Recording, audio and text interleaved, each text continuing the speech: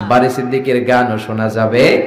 কয় আমি একটা জিন্দা লাশ, কাটিস না রে জংলারে বাস, আমার লইগা 3.5 হাত কবর খুঁড়িস না, আমি পীড়িতের নলে পোড়া, মরার পরে আমায় পুরিস না।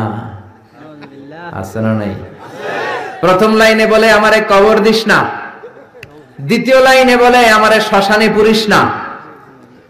এক মুসলমানের অন্তরের মধ্যে দুই ধর্ম থাকতে পারে।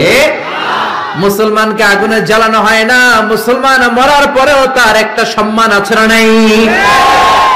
এই জন্য দেখেন বারি সিদ্দিকের গানের প্রথম লাইনে বলে আমারে কবর দিস না, জংলার বাঁশ কাটিস না, দ্বিতীয় লাইনে বলে আমারে আগুনে পুরিস না।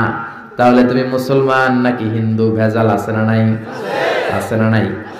এজন্য গান শুনলে শুনবেন নজরুলের লেখা ইসলামী গান, কবি ফররুক আহমদের গান, জাগ্রত কবি মুহিব খানের গান, কবি আল মাহমুদের গান। গান যদি শুনতে হয় সাইমিম শিল্পী গোষ্ঠীর গান, কলরবের ছোট্ট ছোট্ট বাচ্চাদের গান, ঠিক কিনা?